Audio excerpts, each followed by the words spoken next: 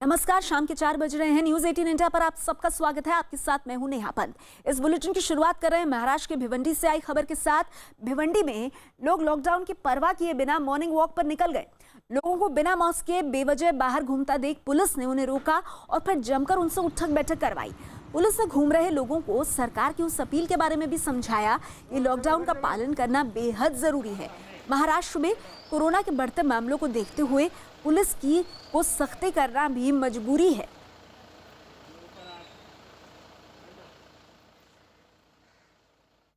महाराष्ट्र में corona virus के तेजी से बढ़ते मामलों के मद्देनजर पुणे में पुलिस लॉकडाउन को सख्ती से लागू करवाने की कोशिश कर रही है। इसी कड़ी में पुणे में पुलिस ने मॉर्निंग वॉक पर निकले लोगों को अपने स्टाइल में कसरत करवा दी।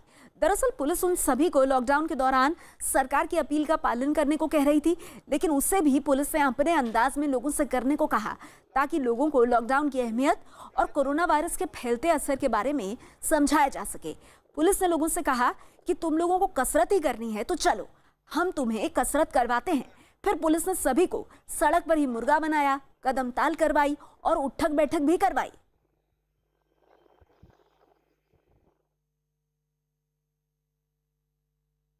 महाराष्ट्र के पालघर में पुलिस ने 237 लोगों के खिलाफ मामला दर्ज किया है। दरअसल पुलिस के मुताबिक ये लोग लॉकडाउन के बावजूद अपने घरों से बाहर निकले थे। पुलिस के मुताबिक सुबह पर वीजा की अवधि 3 मई 2020 तक निःशुल्क बढ़ाई जाएगी और उन पर किसी तरह की ओवरस्टे पेनल्टी भी नहीं लगाई जाएगी। अगर विदेशी नागरिकों को ओवरस्टे की वजह से एग्जिट परमिट की आवश्यकता है तो वे 3 मई 2020 तक आवेदन दे सकते हैं। ये एग्जिट परमिट भी उन्हें निःशुल्क दिया जाएगा और 17/5/2020 तक का ग्रेस पीरियड भी दिया जाएगा। यह भारत सरकार द्वारा लॉकडाउन की वजह से फंसे हुए सभी विदेशी नागरिकों के लिए एक सद्भावना का संकेत है। जहां तक आवश्यक वस्तुओं और सेवाओं की स्थिति है वो संतोषजनक है। लोगों की समस्याओं का निदान करने के लिए सभी राज्य सरकारों और केंद्र शासित प्रदेशों ने कंट्रोल रूम और हेल्पलाइंस स्थापित कर दिए हैं। सभी राज्यों ने आपदा प्रबंधन के लिए स्टेट इमरजेंसी ऑपरेशन सेंटर्स और डिस्ट्रिक्ट इमरजेंसी ऑपरेशन सेंटर्स को भी क्रियान्वित किया है। इनकी डिटेल्स भी गृह मंत्रालय की वेबसाइट पर उपलब्ध हैं। श्रम एवं रोजगार मंत्रालय ने भी संपूर्ण देश में मजदूरों के लिए 20 शिकायत केंद्र स्थापित किए हैं। गृह मंत्रालय का कंट्रोल रूम भी 24/7 अपनी सेवाएं प्रदान कर रहा है। हमारी नई टोल फ्री हेल्पलाइंस 1930 और 1944 पर भी लोगों की समस्याओं का निदान किया जा रहा है। इसके अलावा आज देश के 29 राज्यों और केंद्र शासित प्रदेशों में सिंगल इमरजेंसी रिस्पांस नंबर 112 अपनी सेवाएं प्रदान कर रहा है। इस नंबर से कोई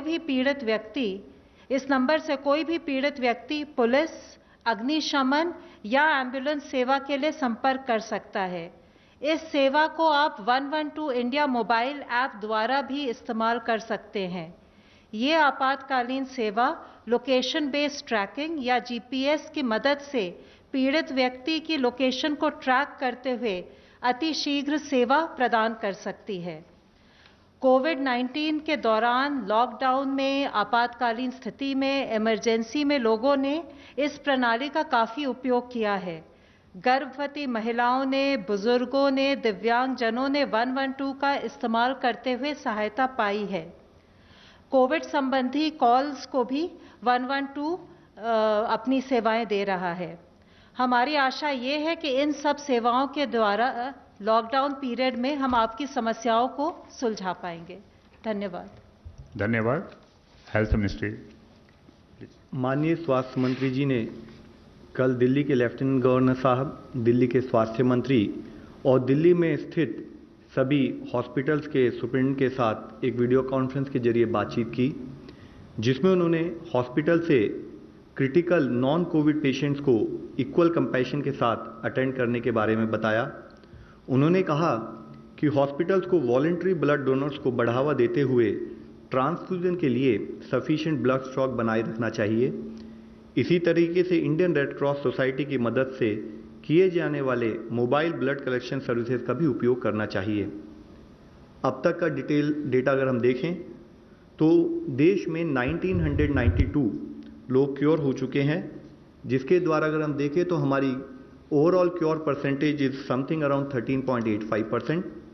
कल से टोटल 991 एडिशनल पॉजिटिव केसेस आए हैं, which takes our confirmed cases to 14,378 cases। Last 24 hours में 43 न्यू डेथ्स भी रिपोर्ट हुई हैं, taking our total death toll to 480 deaths. आज मैं आप लोगों की दृष्टि में लाना चाहूँगा कि स्टेट लेवल पर, डिस्ट्रिक्ट लेवल पर किए हुए कार्यों के द्वारा हमें अच्छे रिजल्ट्स भी काफ़ी हद तक मिलने लगे हैं, जिसके तहत 23 राज्यों में 47 जिलों में हमने एक पॉजिटिव ट्रेंड नोट किया है, जिसमें कि इससे पहले मैंने बताया कि माहे इन पुडुचेरी, उसके साथ साथ कोडगु इन कर्नाटका में भी पिछले 28 दिनों से एक पॉजिटिव केस नहीं आया है। ये वह डिस्ट्रिक्ट थे जहां पर इससे पहले पॉजिटिव केस आए थे। 23 जिलों में, 23 स्टेट्स में 45 अदर डिस्ट्रिक्ट है जहां पर भी पिछले 14 दिनों से कोई भी नया केस रिपोर्ट नहीं हुआ है। इससे पहले जिन जिलों के बारे में मैंने आपको बताया था, उन जिलों के अलावा 22 नए डिस्ट्रिक्ट्स, 12 स्टेट्स में ऐसे आए हैं जहां पर कि पिछले 14 दिनों से कोई केस रिपोर्ट नहीं हुआ है।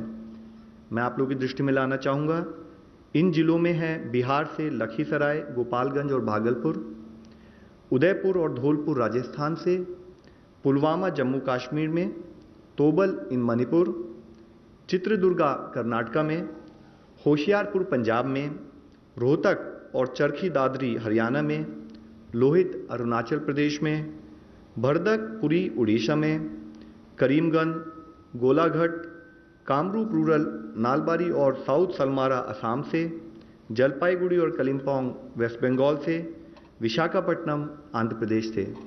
अगर इसी तरीके से जिला स्थाई पर कंटेनमेंट स्ट्रैटेजी और लॉकडाउन पर हम काम करते रहें तो हमें लगता है कि हमें इसी तरह के पॉजिटिव रिजल्ट्स आते रहेंगे।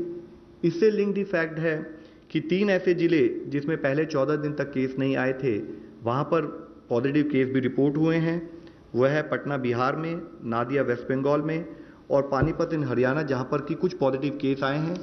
यह पॉइंट मैं आप लोगों की दृष्टि में इसलिए लाना चाहता हूँ कि यह एक लड़ाई है, यह एक बैटल है जिसमें हमें day to day continued vigil पे रहना पड़ेगा, तभी हम इस लड़ाई से जीत सकते हैं। डेथ का जो डिटेल्स आई थी, अगर हम उसको एनालाइज करें तो हमने देखा है कि हमारे देश में मॉर्टेलिटी करीब 3.3% पाई गई है, जिसमें अगर एज वाइज एनालिसिस करें तो पाते हैं कि 0 to 45 ईयर्स एज ग्रुप में 14.4% ऑफ पीपल वहाँ पर डेथ नोट की गई है। 45 to 60% में 10.3%, 60 to 75 में 33.1% और 75 ईयर्स एंड अबव में 42.2%। तो यानी कि हम देखते हैं कि 75.3% केसेस जो हैं वह 60 प्लस उम्र के लोगों में डेथ नोट की गई है। इसी तरीके से कोमॉर्बिड कंडीशंस के बेसिस पे एनालाइज करें तो हम देखते हैं कि 83% केसेस में कोमॉर्बिडिटीज़ भी पाई गई हैं।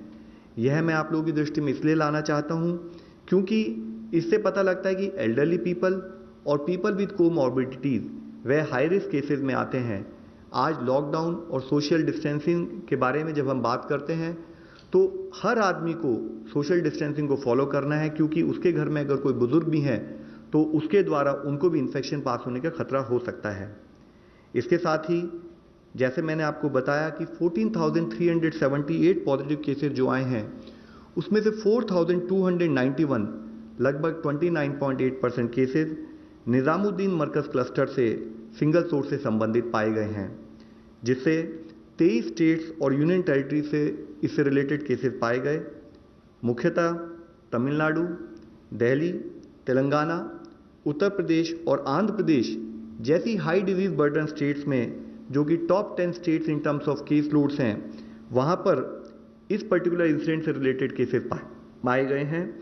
तमिलनाडु में 84% केसेस, दिल्ली में 63% केसेस, तेलंगाना में 79% केसेस, यूपी में 59% केसेस और आंध्र प्रदेश में 61% केसेस इस इवेंट से लिंक नोट किए गए हैं।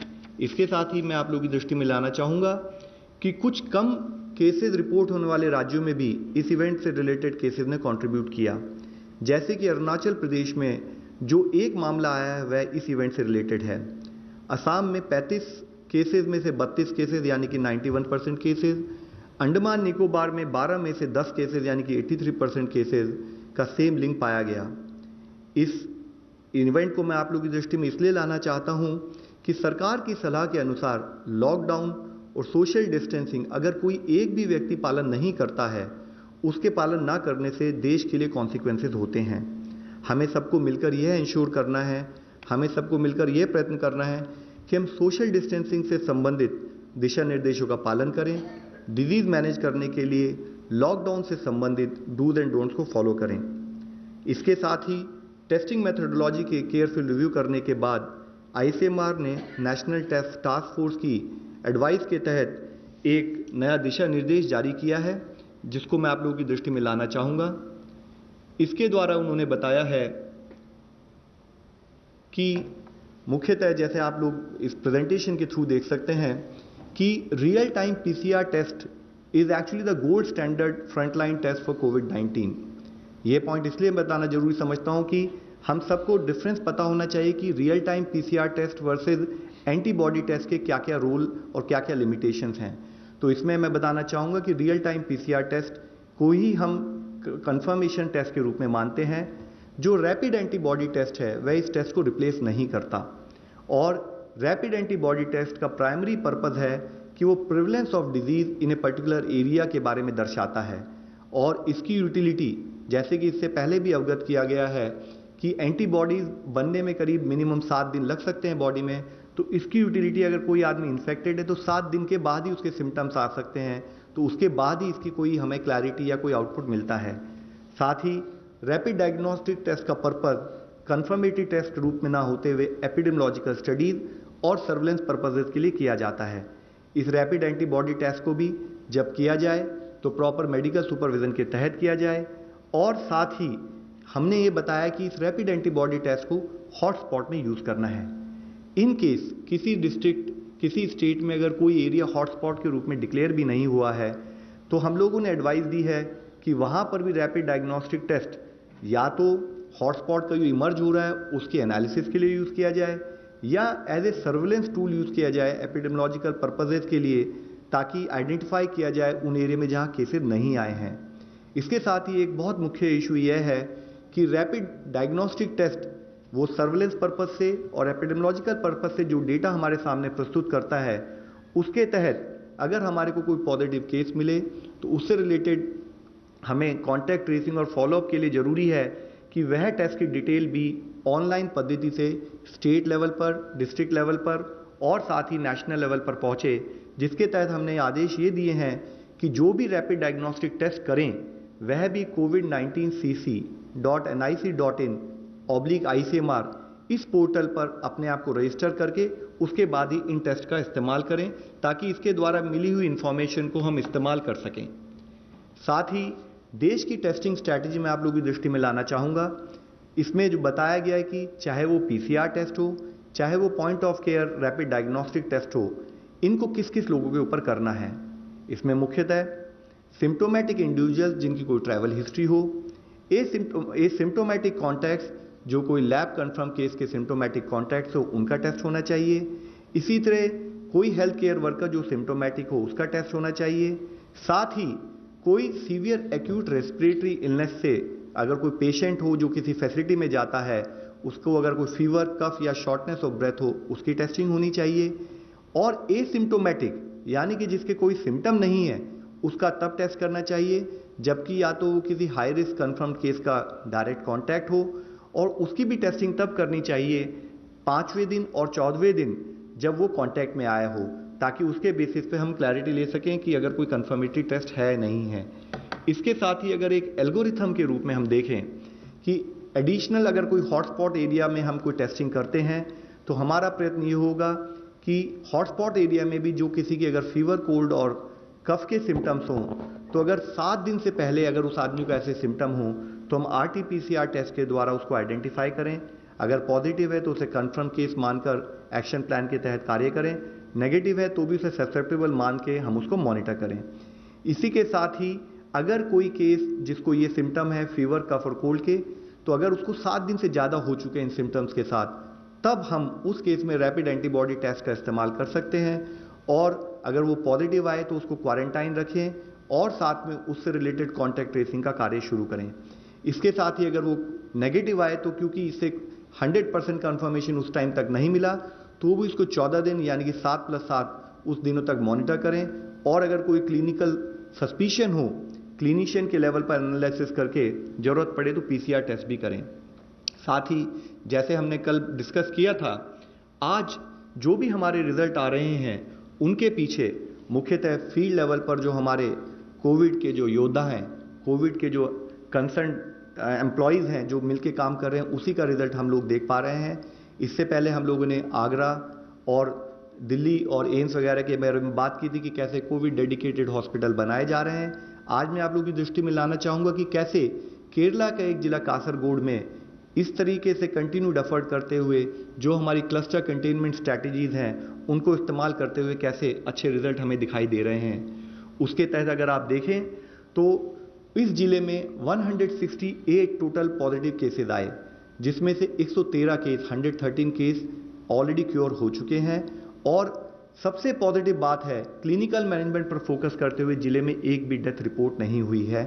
आज 55 एक्टिव केसेस है जिनको भी प्रॉपरली क्लिनिकली मॉनिटर किया जा रहा है।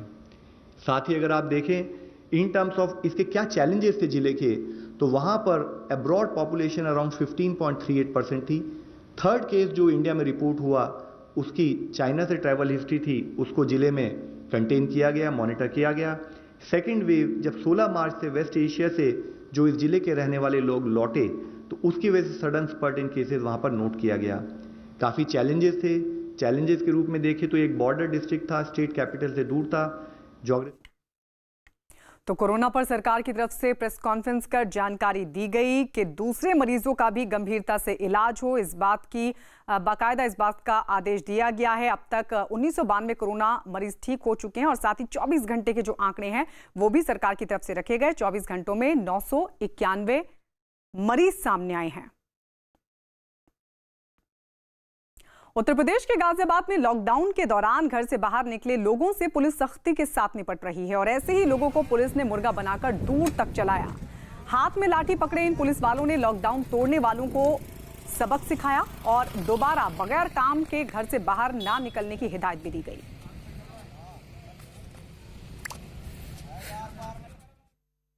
जयपुर के एसएमएस अस्पताल में आइसोलेशन में रखे गए बच्चों के लिए अस्पताल की तरफ से खास पहल की गई है।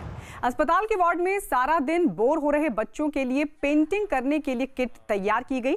बच्चों के लिए इस पहल में एक एनजीओ ने अस्पताल की मदद की, जिसके बाद बच्चे इस किट के जरिए पेंटिंग करके अपने समय का सही इस्तेमाल कर रहे हैं और उनकी बोरियत भी दूर हो रही है। सीतापुर में कोरोना के 3 नए मरीज सामने आने के बाद सीतापुर में कुल मरीजों की संख्या 17 हो गई है। इसके बावजूद कुछ इलाकों में लोग सोशल डिस्टेंसिंग का पालन नहीं कर रहे हैं। सब्जी मंडी में लोगों की भीड़ जुटी, लोग आम दिनों की तरह आते जाते नजर आए और कई लोगों ने मास्क भी नहीं पहना हुआ था। लोग एक दूसरे के काफी करीब भी खड़े दिखे, जबकि सोशल डिस्टेंसिंग का पालन करवाने के लिए पुलिस भी वहां मुस्तैद नजर नहीं आई।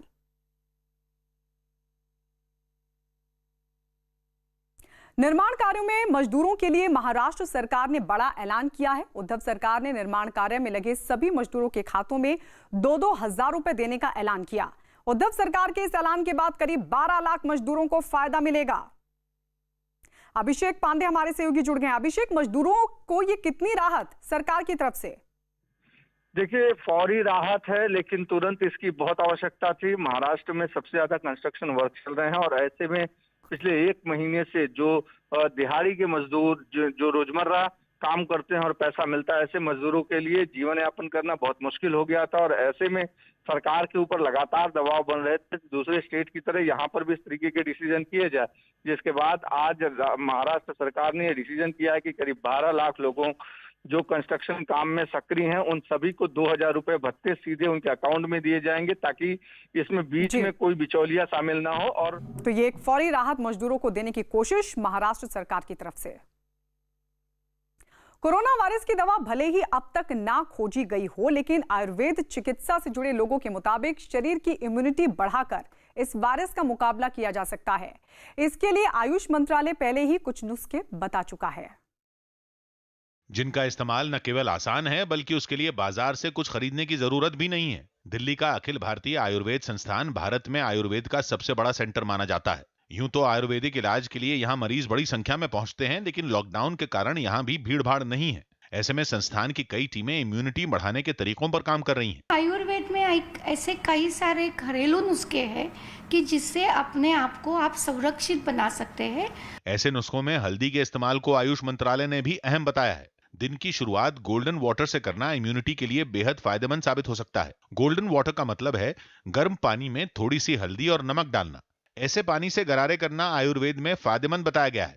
इसी तरह दूध में हल्दी डालकर दिन में 2 बार पीने से भी इम्यूनिटी को बढ़ाया जा सकता है।